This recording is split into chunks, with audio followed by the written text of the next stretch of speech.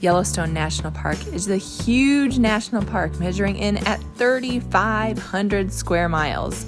Yellowstone has just about everything you could ever want in a national park. Mountains, lakes, rivers, waterfalls, hot springs, geysers, all kinds of wildlife, dramatic canyons, cool valleys, large open plains, and dense forests. It can take hours just to drive through the park, but it can take a week or two even to feel like you're just scratching the surface of all Yellowstone has to offer. Yellowstone definitely ranks up there with Geyser and Yosemite as one of my favorite parks, and I hope you enjoy this video.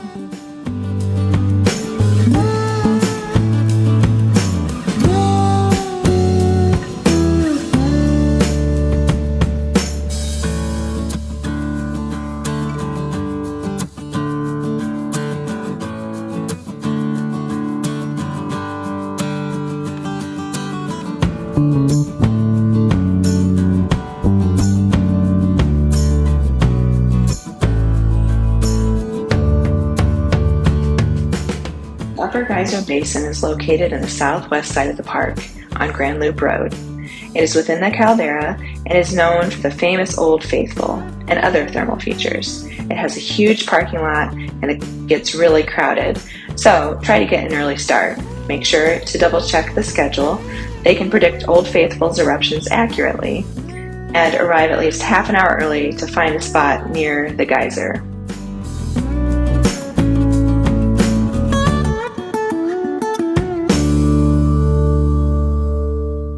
After making the loop, we ended up at the Old Faithful General Store. The store was built in 1897 and is a great place for souvenirs and snacks. The next stop was the Old Faithful Inn. It was built in 1904 with logs and stone that were found locally. It has a massive, beautiful fireplace in the lobby and all kinds of other really unique features. It's listed on the National Registry of Historic Places. You really need to stop in here. Overall, the Upper Geyser Basin is a must-see. I would say leave 3 to 4 hours to thoroughly enjoy all it has to offer.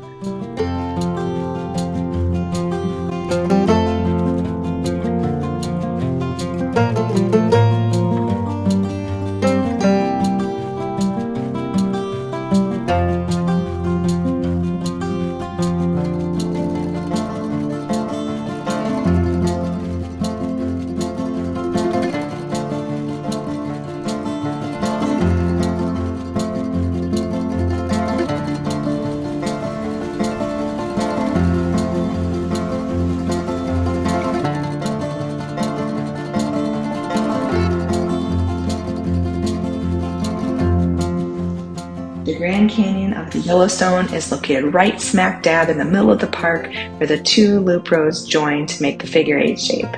Trust me when I say you don't want to miss this section. The canyon was another fun surprise. I had no idea how deep the canyon was, and the upper and lower falls pump out some major water from the Yellowstone River. There are great views of upper and lower falls from Artist Point and Inspiration Point.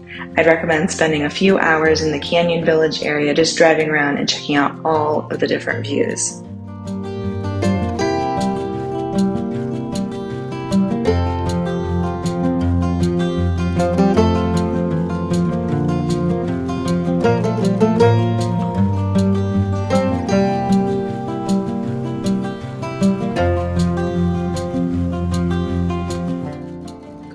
Prismatic Spring, probably my favorite feature of the entire park, is located close to Upper Geyser Basin and can be done on the same day as Old Faithful. However, parking is very, very limited, and the lines line up along the road going in both directions.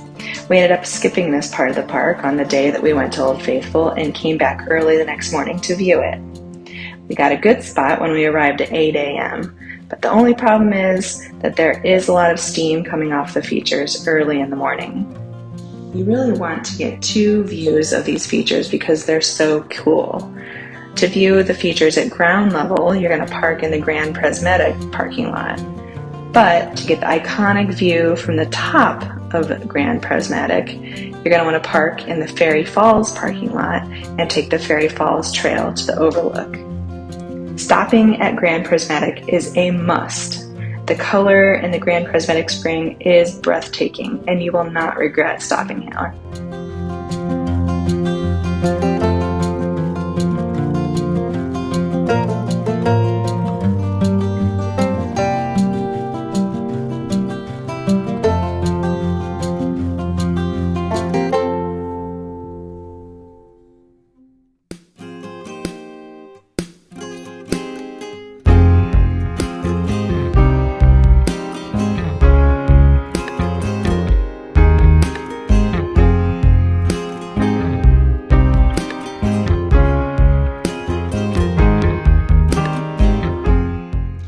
Mammoth Hot Springs was probably one of the biggest surprises of the trip because Old Faithful and Grand Prismatic Spring are so popular, you don't see as much about Mammoth Hot Springs, but it is very cool and it has a really neat terraced look throughout all the different areas.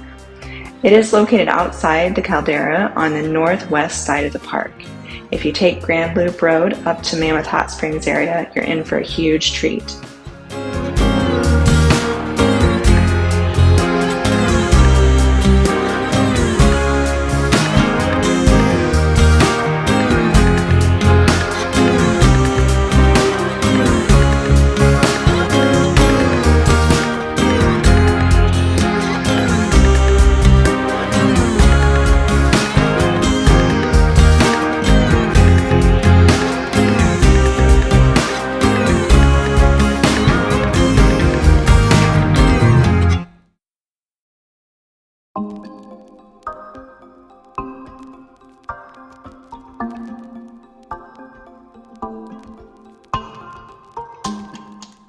Lamar Valley is located on the northeast side of the park, outside the caldera.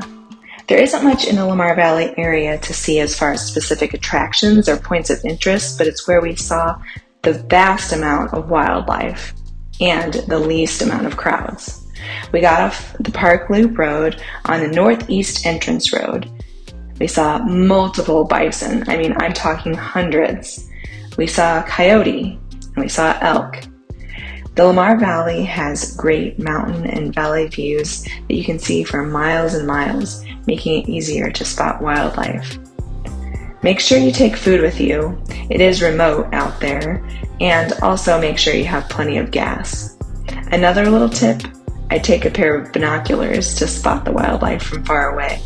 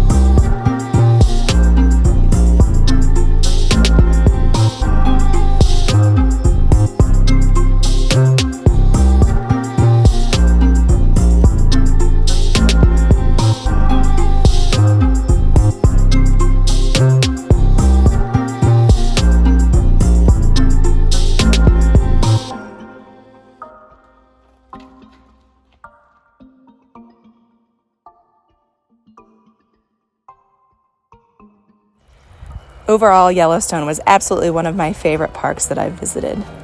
I love the diversity, I love the wildlife, I love all the things that you can see and how different they are. I absolutely would recommend visiting Yellowstone, and I would definitely say you need at least a week, if not two, to see everything thoroughly in the park.